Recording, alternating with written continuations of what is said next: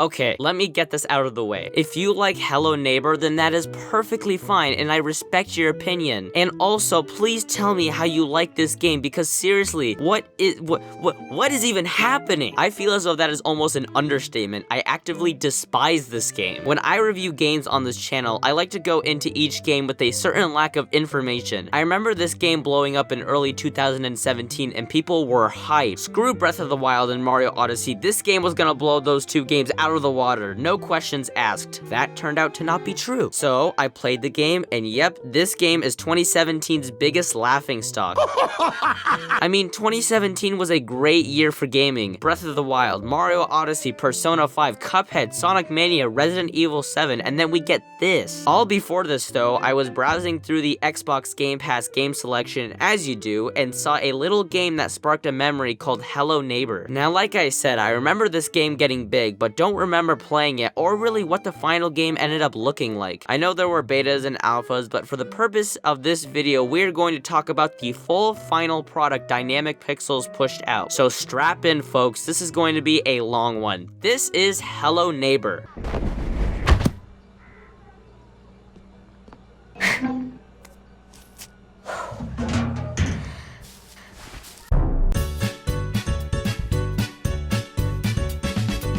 So we start our journey by running and kicking a beach ball with probably one of the least subtle cutscene to gameplay transitions I've seen in a while. Don't even try to explore around, because this game has the patent pending invisible walls trick. You want to play with your ball, but uh-oh, you hear a woman screaming and now you get a little suspicious of your neighbor. What could he be doing there? So you creep up to get a little closer and find that the neighbor is locking someone up in his basement with a sense of sorrow and remorse as he does it. The neighbor sees you and he, breaks through the window and comes in contact with you. Huh. You see another cutscene showing where the key is and how it is your job to get the key upstairs and go and find what's in the basement. I'll give the game this. The actual mystery at play here is portrayed well. We, as the player, want to know what's in the basement. Why does he look sad when he's locking the door? Why does he want nobody to find what's down there so much? Questions like these give the necessary motivation for the player to continue. Okay, so with that out of the way, ew! I don't know if this is a controversial opinion or not, but I do not like how this game looks. Earlier alphas looked better than the final product. How did they screw it up that much? They went for a more polygonal and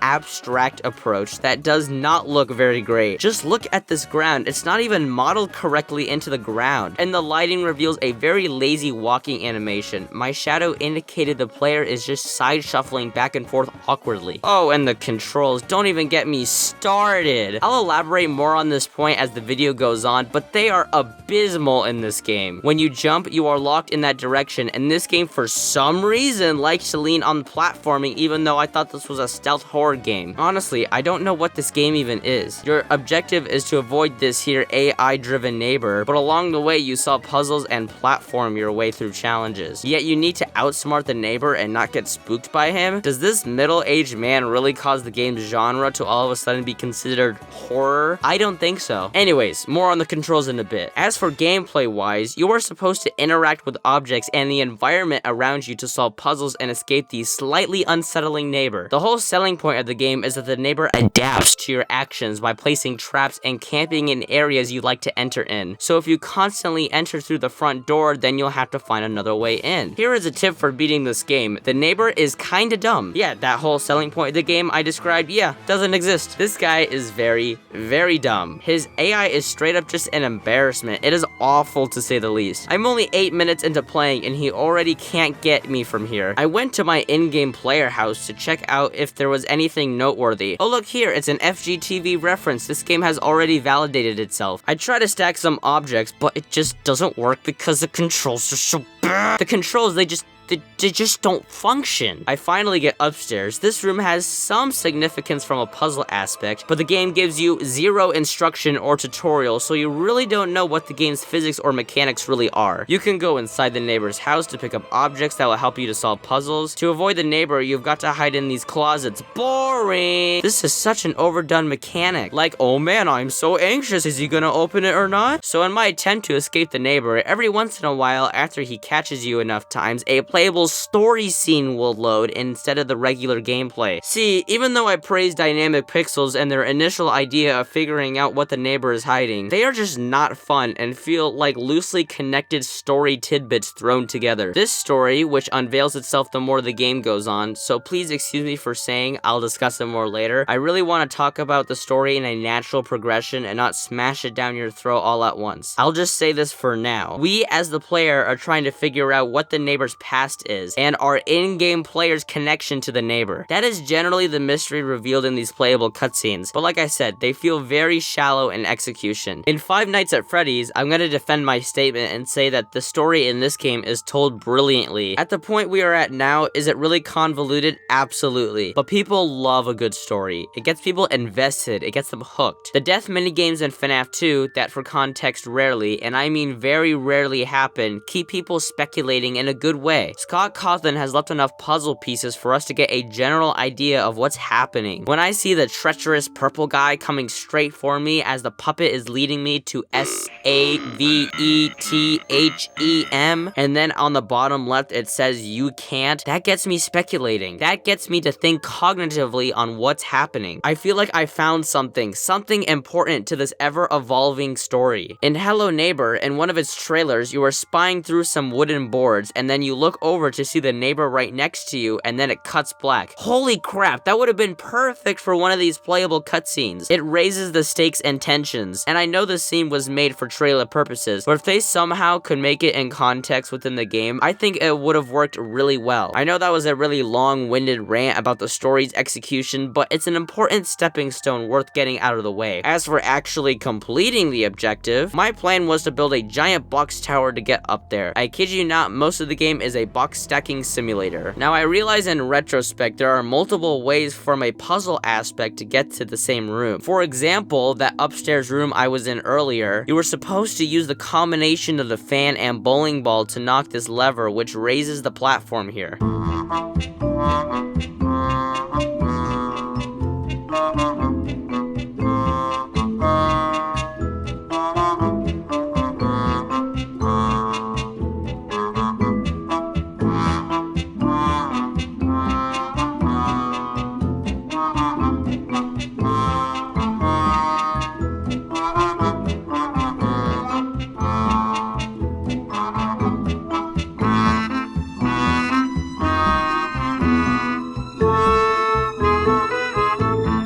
But still at the end of the day, all I did was just stack boxes in one. This method of solving puzzles uproots so many problems this game has, one of which being those aforementioned controls, which are just so painful. Stacking these boxes and understanding its physics truly feels like a game of luck. I just kinda ended up doing it correctly based upon if the game's engine was feeling nice that day. Oh yeah, not to mention that the first time I did this, it took me a solid 2 hours to do. Now granted, I was playing on the Xbox version, and judging by my experience, the console versions are actually worse than the PC build. I haven't mentioned glitches quite yet, but I will shortly. But this game and its box stacking was hands down one of the most painful things I've ever had to go through in a video game. Because not only can everything just fail and collapse on you at once, but the neighbor can come and kick everything over. Yeah, that adaptive AI is kind of true, I guess. I wouldn't have a problem if it weren't for the structural problem with the game. See, in my opinion, this game should have focused more on the stealth aspect and trying to outsmart the neighbor. How am I supposed to solve puzzles and think everything out when I'm in the neighbor's house? When he's just 5 seconds away and I have to run away from him, not being able to cognitively think out the situations at hand. Because of this game's heavy lean on puzzles, you can't just sit and think things out, which in turn causes the inclusion of the neighbor to just be a nuisance. Remove the neighbor and this game would still take a while to beat, and with his inclusion, he just feels like a poorly executed obstacle. So of course I'm going to get mad at him knocking over my box tower that took me 20 minutes to build. But here is the real kicker. Because of how stupidly annoying the neighbor knocking over my boxes are, my solution would be just to get caught. I like to think of Hello Neighbor as Groundhog's Day, the video game, because every time you get caught you just respawn in front of your house, like nothing had happened and you are in a time loop. There's also a pretty funny Smash Bits animation about this concept on YouTube. It's pretty funny. Have you ever seen Groundhog Day? Well, that's gotta be a yes. So this is what we call a disincentive. If there are 0 consequences by being caught by the neighbor, then what's stopping me from just heading straight into the neighbor's sweaty arms just so he doesn't knock over my tower? I'll tell you the answer to my own question. 0. There is nothing stopping me. So I got up there, forgot to break the window beforehand, and when I left the structure, it kind of, fell. So boy, am I jazzed to say that I had to do it all over again. During my journey back up to the window, the neighbor got stuck in his car. This goes back to the idea that I got up to the window by random chance, and this is the epitome of it, because I mean, I can build this tower knowing that the neighbor is just stuck. I got up to the top with no problems, and I looked over, and yep, he's just hanging out in his poorly parked car. Other notable glitches are these tomatoes that the neighbor throws at you that are floating. You can actually interact with them and pick them up, but they just float for some reason. Also, when he throws a tomato at you, this really low resolution image is just slathered all over the screen.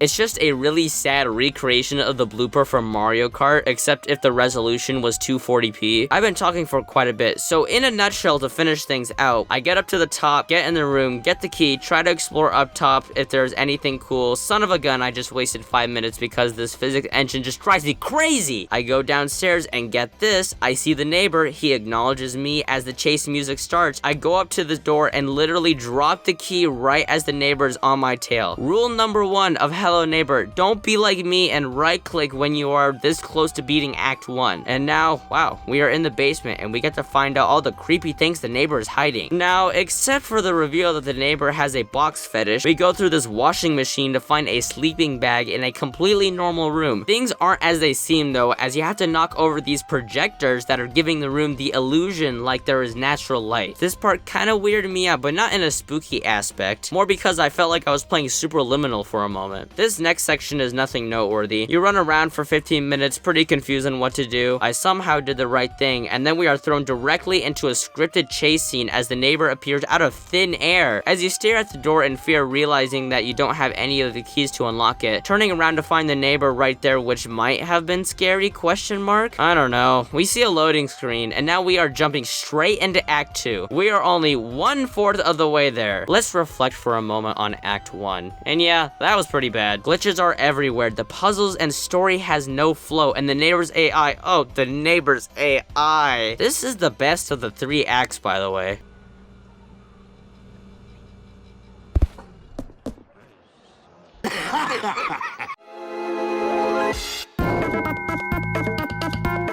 Yeesh, I promised you I won't talk about Act 2 for as long I talked about Act 1.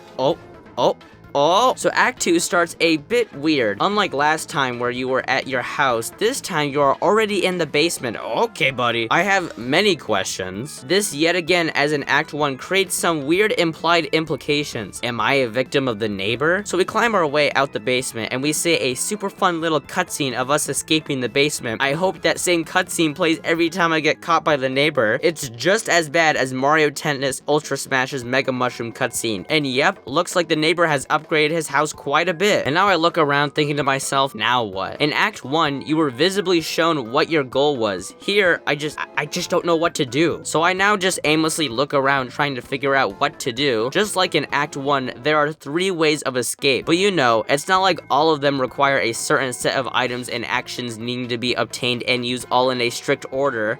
My favorite! As we die to the neighbor, we see that super fun climbing out of the basement cutscene, only to be introduced to a day and night cycle. Someone at Dynamic Pixels was having a wee bit fun with the lighting engine and decided to program in a day, evening, and night effect. This is cool if it weren't for the fact that the lighting in the game looked better in Alpha 1. Alpha 1! Not Alpha 2, Alpha 3, or even Alpha 4. No, Alpha 1. How does it gradually get worse? And I can hear your concerns. For all you observers observant and sophisticated viewers out there, you might point out that just because a game on a technical level looks better, what with its higher poly count and more intense lighting, does not necessarily mean it is a better looking game. And I get that. But in my own subjective opinion, the final game's much more blocky and overly colorful approach does not blend as well with the more realistic approach in earlier builds of the game. Wanted to quickly get that out of the way. Now, back to Act 2 itself. Act 2 is basically Act 1, but bigger and actively worse. So I will give the game this. At least the neighbor's AI is something noteworthy. You will start placing bear traps and cameras in areas that you periodically like to go to. Still doesn't help that the neighbor's AI is awful, and worst of all is how he freaking catfished me. I opened a door and thought I'd see the neighbor, but no, all I got was a stupid Discord plugin.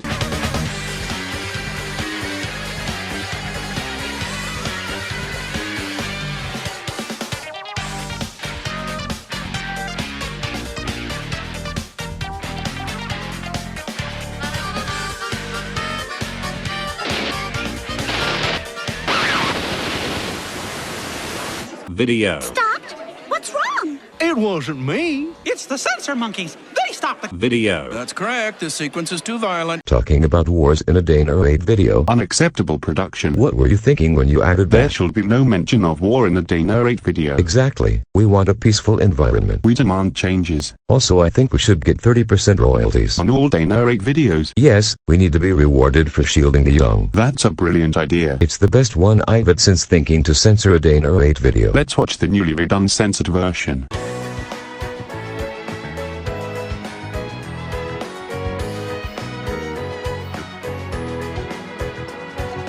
For most of my hour-long experience with this act, I was just waltzing around not knowing what to do. I tried to solve what seemed to me a complex puzzle involving these water valves. Why would the neighbor have all these water pipes scattered around not only outside his house but also inside his house? If I wanted to solve puzzles involving water like this, I'd rather play Where's My Water? I tried to solve it, but it didn't really help that every time the neighbor caught me, all my progress would get reset. I found a funny glitch where the neighbor was behind the door and I just kept on shutting the door in his face. There simply has got to be a failsafe for these kinds of situations. After dying, since I couldn't just stand there forever, we get thrown into another story scene. This time we are put into a roller coaster. This story seems to have a lot of symbolism present in it, so what I can piece together is either the imagery around us is supposed to represent a happy family turning into a not happy family, or that the neighbor's life has been an up and down journey as seen by the roller coaster itself. There's also the fact that we literally push a cardboard cutout of a girl jumping back into the meat and potatoes of Act 2, while doing nothing productive within the game, I came to realize that these puzzles remind me a lot of Satan himself. In that game, many of the puzzles required a specific item in a specific place. This game, unsurprisingly as you can probably judge, does the same thing. So after giving up on this overly complex puzzle, I turned my attention to this here trampoline, very oddly placed. Maybe, just maybe, I can get through this little crevice and bounce off the trampoline over the fence and escape the wrath of the evil neighbor. And you want to know how we are going to accomplish this? Stinking, it's those darn boxes again. That's it. I don't get it. This game is not escaping the neighbor. This game is stacking boxes to win. And not even that works because I stack things on top of each other and get flung at 60 miles an hour onto the ground and die to a gruesome boxy death. This game just makes no sense. Oh, and who could forget the neighbor jumping 20 feet from the air and just looking for me even though I was right there. Seriously, he just went back and forth just acting like I wasn't 10 feet away from him. I just stood there and waited for him to peacefully look for me in another place. I continued with my box stacking with frustration and all. I employed the same strategies as Act 1 as it's still ideal to let the neighbor catch you onto the trampoline and jump over the fence, only to be greeted to probably the weirdest camera angle I've ever seen in a video game. And oh no, we escaped the neighbor and he be mad. Man, Dynamic Pixels really knows how to raise the stakes. Then that's it, the game moves swiftly into Act 3. But before we do that, let's talk about the water puzzle I gave up on. So, to actually complete this act through this method, all you have to do is press the switches for 3 of the water pipes here, and but oh wait, before you can even consider getting the third one, don't forget to grab the wrench out of the freezer. Why is it in the freezer? Open up this cage, climb up it, and turn on this pipe, only to now turn back to pick up this here wheel that you will then carry on over to very specific parts of the map where you take said wheel and turn it for a bit, and yep, we are still not done. Go up to the second story and walk through this once previously water-filled room and climb down the ladder to enter back into the first floor of the neighbor's house. Crank that bad boy one more time and congrats, you have successfully transported the water to this machine. Then once activated, it opens up the trampoline cage and oh. So we are 2/3 of the way in this game, and both times I have cheesed my way to victory by stacking boxes. Wow, oh joy, I wonder what Act 3 has in store for us. Look, I even added a smiley face on the script to emphasize how excited I am.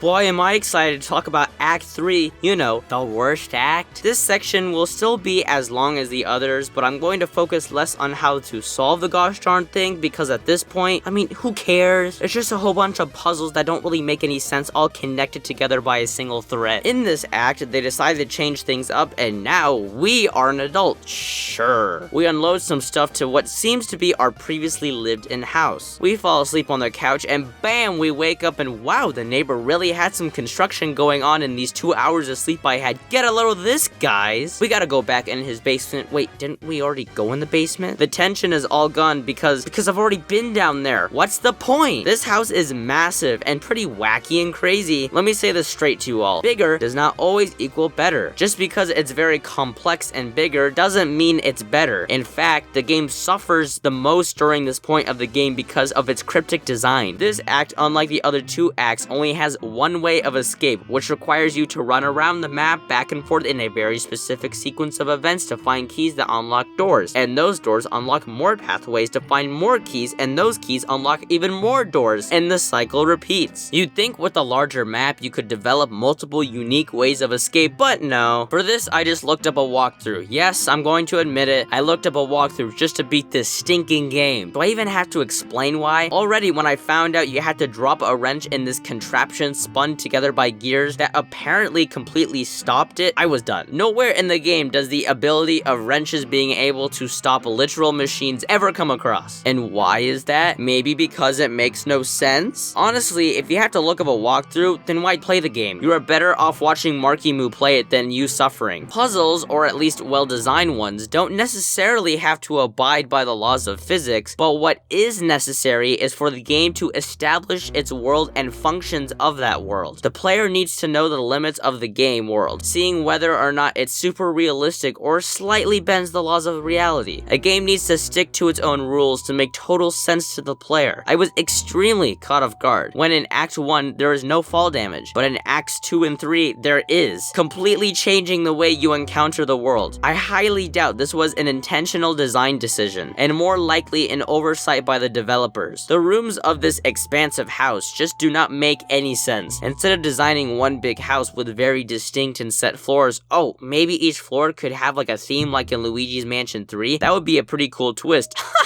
No! They smash together rooms that are connected in an extremely clunky way, and they don't feel connected at all. No further do you have to look than the neighbor itself. Many rooms are so isolated to each other and require extraneous ways of entering that the neighbor himself cannot even get to like 50% of the house. And even if he can get to a specific location, he is probably somewhere else since the house is so freaking big and he has to find you. Accessing rooms wouldn't be such a problem in this game, but they had to lean heavily on the platforming. It is bad. Moving on. We once again have some notable puzzles that include, but are not limited to, hitting this painting of a golden apple, which awkwardly makes this painting reveal a secret passageway. It's not required, but makes fast travel so much easier. You have to find keys that are placed in a very set location, and most keys are restricted since you have to earn power-ups to get past certain barriers. Wait, there's power-ups in this game? You know how in a well-designed RPG, they might have areas that are restricted until you receive a certain item or power? They make it pretty obvious what you need, and progression is usually pretty smooth and streamlined, but this is Hello Neighbor we are talking about, and once again, the game lacks any method of communication in telling you what you need to beat this stinking game. I barely realized it until I went, oh, I have a double jump now, and I can crouch and all this fuzzy static appears. To obtain these abilities, you have to play through,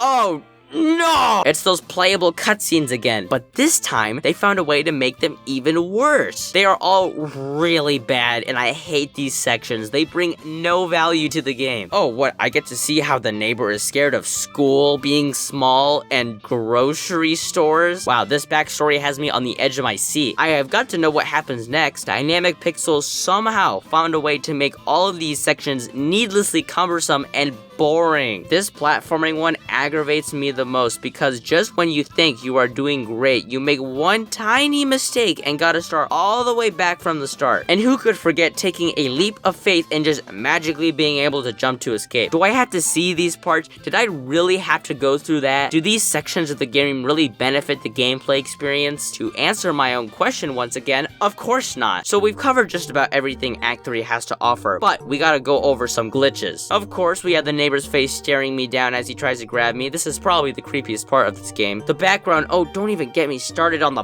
background. That building is straight up half floating. That's not even funny anymore. Also, the building right next to it reminds me of the Fortnite logo for some reason. I wanted to restart at one point and wanted to let the cart kill me. Okay, never mind. I just clipped through it. Okay, that's fine. Life is worth living, I guess. This chair was having a seizure for some reason. I could go on and on and on. I don't want to, though. So in a nutshell, Act 3 is bad.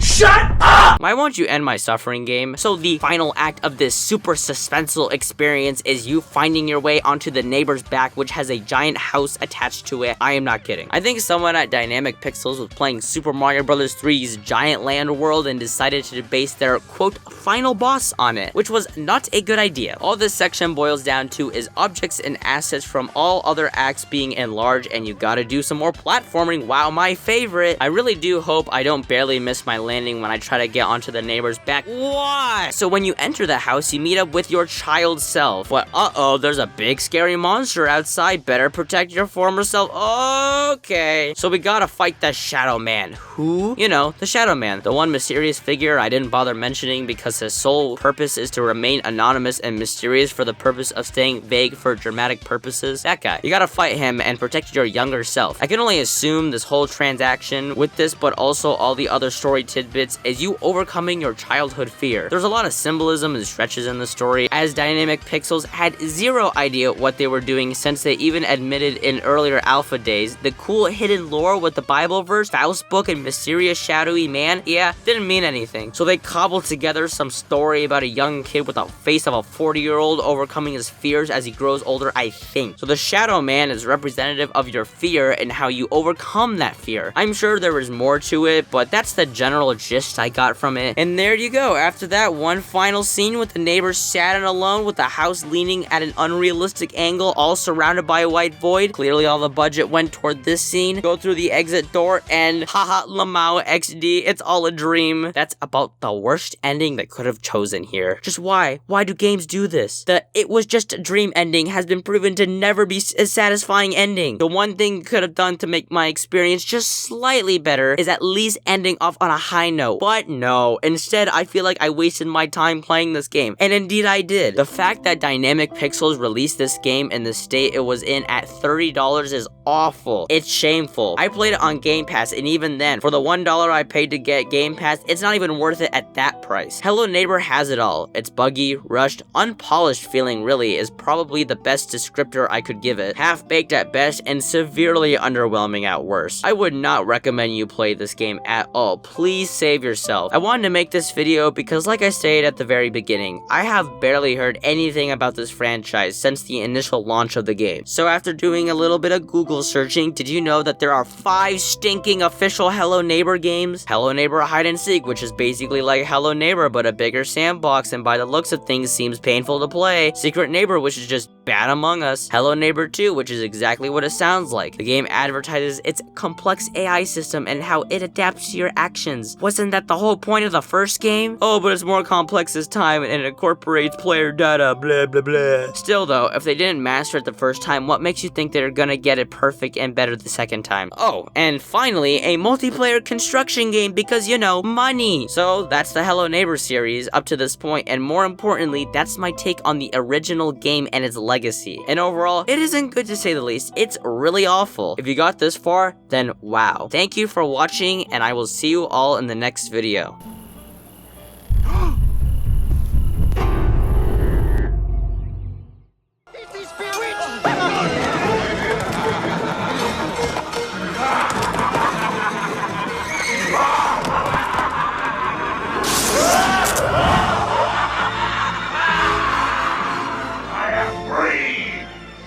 To exact vengeance upon he who has imprisoned me.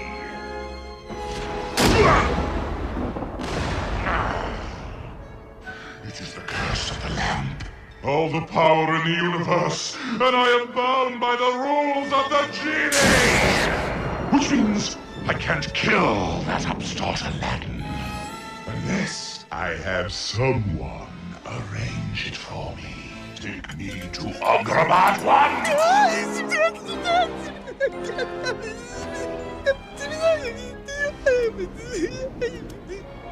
I suppose I am a bit too much for his limited mind. I trust you'll find me a little less overwhelming now?